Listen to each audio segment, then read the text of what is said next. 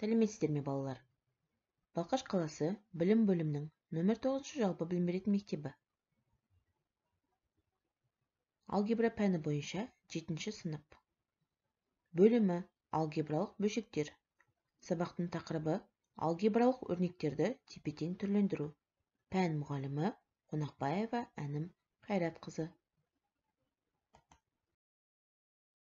Оқушылар, логикалық ойлау есебі. Екі әмияда екі монетадан бар. Ал бір әмияда екіншісіне қарағанда екі есе көп монеталар бар. Бұл қалай болуы мүмкін? Ойланып көрейік. Балалар, дұрыс айтасыздар.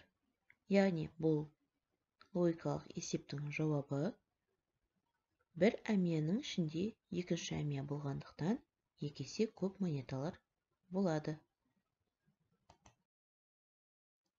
Оқу бағдарламасына сәйкес оқыту мақсаты 7-2-1-21.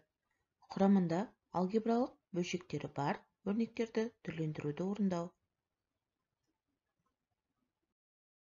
Бүгінгі сабақта көп мүшелерге амалдар қолдану, көп мүшелерді көбейтікше жіктеу арқылы алгебралық өрнектерді тепе-тең түрлендіруді орындау.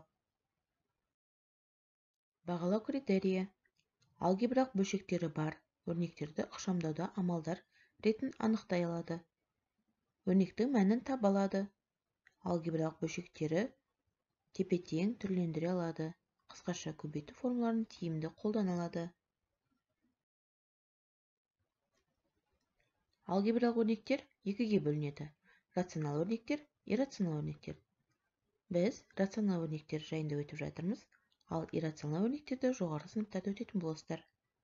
Рационал өрнектер екіге бөлінеді. Бүтін өрнектер, бөлшек өрнектер. Бүтін өрнектер екіге бөлінеді. Бір мүше, көп мүше. Бөлшек өрнектер рационал бөлшектерге бөлінеді. Біздің қазіргі талқылап жатқан тақырыбымыз осы рационал бөлшектер жайында. Өрнектерді тепе-тең түрлендіру.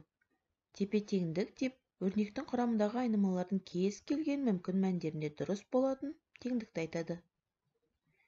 Тепе-тең өрнектер деп айнымалардың мүмкін мәндерінде бірдей мәнге ие болатын екі өрнекті айтады. Алгебралық өрнектерді тепе-тең түрлендіру деп берілген өрнекті оған тепе-тең өрнекке алмастыруды айтады. Алмастыру амалдар тәртібін анықтап алу қажет. Қосу, азайту, көбейту және бөлу амалдар арқылы алгебралық бөлшектерді ортақ бөлімге келтіру арқылы, бөлшектерді қысқарту арқылы, ұқсас мүшелерді біріктіру амалдар арқылы, ортақ көбейткішті жақшаның сыртына шығару амалы арқылы, көп мүшені көбейткіштерге жіктеу арқылы орындалады. Өрнектерді түрлендіру амалдар заңына сүйене отырып жасалады. Бірінші мысал. X плюс 1 минус 1-дің x плюс 2 қатынасы көбейтіндісі x-тің квадраты минус 4 қатынасы x-ке.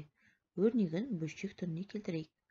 Дескрипторы амалдардың орындалу ретін дұрыс анықтайды.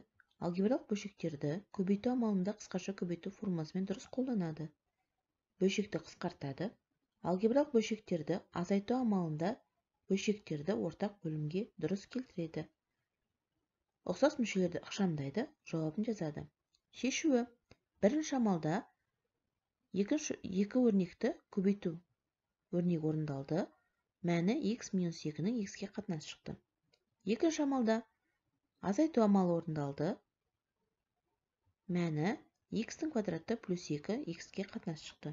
Сонымен x плюс 1 минус 1 қатынасы x плюс 2-ге көбейтіндісі x-тің квадраты минус 4-тің қатынасы x-ке теңдігі x-тің квадраты плюс 2 қатынасы 2-ге шықты.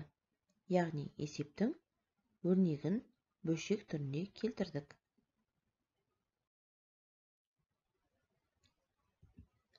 Тепе-теңдікті дәлелдеу деп оның айнымалыларының барлық мүмкін мәндерінде оң және сол жақтарының тең екендігін көрсету. Алгебрада тепе-теңдікті дәлелдеудің әртүрлі тәсілдері бар. Бірінші тәсілі сол жақтағы өрнекті түрлендіру орындалады және нәтижесінде оң жақтағы өрнек алынады. Екіншісінде оң жақтағы өрнекті түрлендіру орындалады және нәтижесінде сол жақтағы өрнек орындалады. Үшіншісінде жеке-жеке оң және сол жақтағы өрнектер түрлендіріледі және нәтижесінде бірдей өрнектер алынады. Төртіншісінде сол және оң жақтағы өрнектердің айырмасы құрылады және түрлендірудің нәтижесінде 0 алынады. Екінші мысал.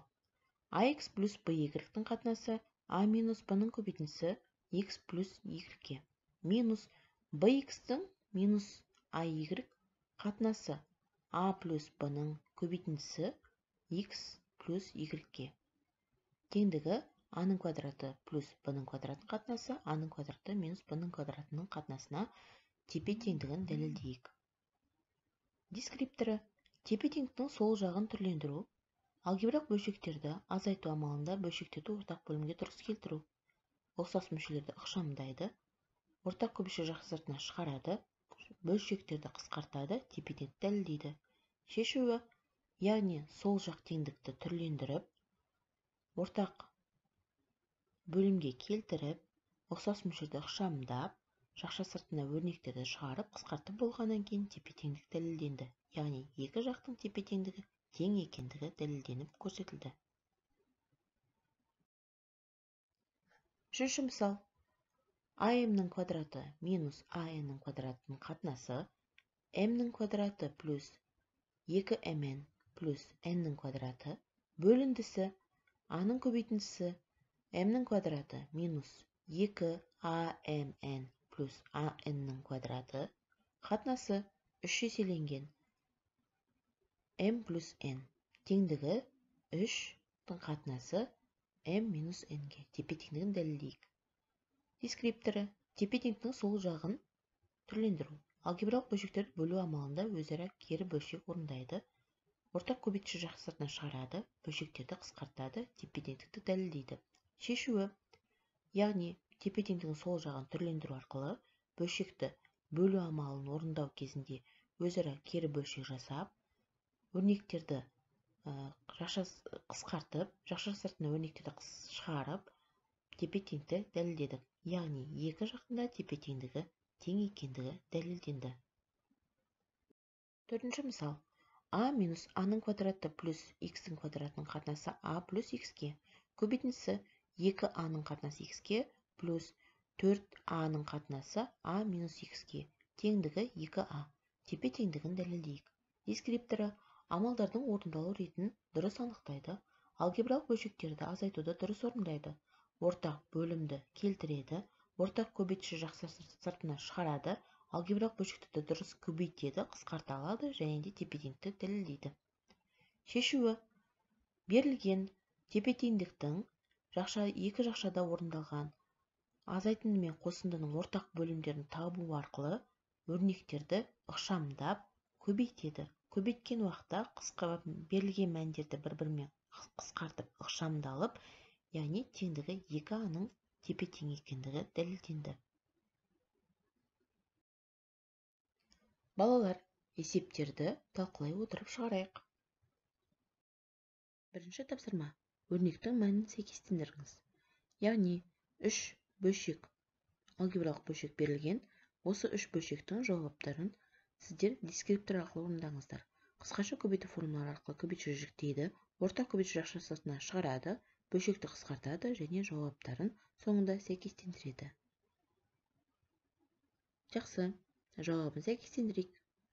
Бірінші есептің жауабы a-ның b-ға қатынасы. Екінші есептің жауабы 3-дің 5b-ға қатынасы. Үшінші есептің жауабы 2a минус 3b қатынасы 2a плюс 3b-ға тең. Жауабы сәйкестендірілді. Жақсы, балалар. Екінші тапсырмада a минус b-ның қатынасы ab көбейтіндісі ab-ның қатынасы a плюс b минус a плюс b-ның қатынасы a минус b бөліндісі ab өрнегін ықшамдаңдар. Дескрипторы амалдардың орындалу ретін дұрыс анықтайды, алгебралық бөлшектерді дұрыс көбейтеді, алгебралық бөлшектерді азайтуды дұрыс орындайды, қысқаша көбейту формулаларын дұрыс толық анықтайды, алгебралық бөлшектерді бөлуді дұрыс орындайды, қысқартады және де жауабын жазалады. Яғни бұл тапсырмада 3 амалды өрнек ретімен орындайды. Бірінші амалда көбейту орындалады, екінші амалда азайтынды орындалады, үшінші амалда бөлінді орындалады. Сонымен бұл есептің өрнектің жауабы 4-тің қатынасы b-ның квадраты минус аб-ға тең. Жауабы осы. Үшінші тапсырма. Тепе-теңдікті амалдап дәлелдеңіз.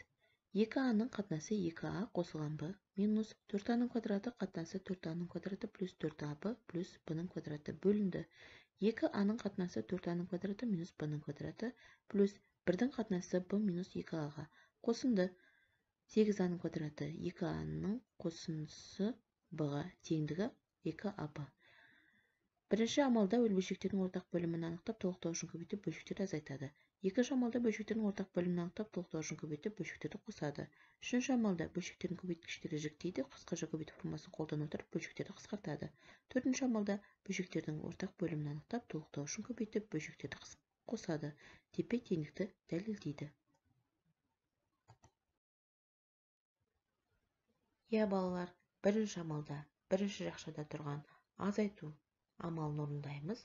Яғни бұл өрнекте азайтуны ортақ бөлімін тауып, оның толықтауыштарын тауып, бір-бірін көбейтіп, ықшамдап, қысқартып қалған өрнегін жазамыз. Екінші амалда екінші жақшада тұрған қосынды өрнек орындалады. Яғни бұл өрнектің бөлімдерінің ортақ бөлімі табылады, толықтауыштар табылып, бір-бірімен көбейтіліп, ықшамдалып, қысқартылып, шығады. Үшінші амалда бірінші амал мен екінші амалда шыққан өрнектің бөлеміз, яғни бөлінген уақытта екінші бөлшектің бөлімін екінші алымына ауыстыру арқылы бөлшектің мәнін қысқарту амалын жасаймыз. Қысқартып болғанмен ықшамдалып, өрнектің мәні шығады. Төртінші амалда шыққан үшінші өрнектің мәнін және төртінші амалға орындаймыз. Яғни бұл жерде қосынды амал орындалады. Бұл қосынды амалында ортақ бөлімдері бірдей болғандықтан амалдарды қосу амалы арқылы орындаймыз. Мәнін ықшамдау арқылы ортақ көбейтші жақшасынан шығару арқылы біз өрнектің мәндерін қысқарта отырып 2а-ға теңестіреміз. Сонда бұл өрнектің тапсырмасының тепе-теңдігін дәлелдемесі 2а деген екі тепе-теңдік тең екендігі дәлелденді. Оқу тапсырмасы. Бірінші тапсырмада тепе-теңдікті дәлелдеңіз. Екінші тапсырмада өрнекті ықшамдаңыз. Дескрипторы амалдарды орындау ретін дұрыс анықтайды, алгебралық бөлшектерді дұрыс көбейтеді, алгебралық бөлшектерді дұрыс азайтады, орындайды, қысқаша көбейту формасын дұрыс қолданады, алгебралық бөлшектерді бөлуді дұрыс орындайды, қысқартып орындайды және жауабын жазады. Балалар, осы тапсырманы толық орындап, амалдап, ықшамдап келулеріңіз сұралады. Бүгінгі сабаққа кері байланысты SMS әдісі арқылы орындайық балалар. Сіздер қазір телефондарыңызбен осы 3 SMS-ті жіберулеріңіз сұралады. Өте жақсы түсіндім, мен үшін қызықты болды. Екіншісі, мен сабақты жақсы түсіндім. Үшіншісі, әлі де ізденуім керек. Осы SMS-тер арқылы сабақтың кері байланысының жауабын күтеміз сіздерден. Сәттілік тілеймін.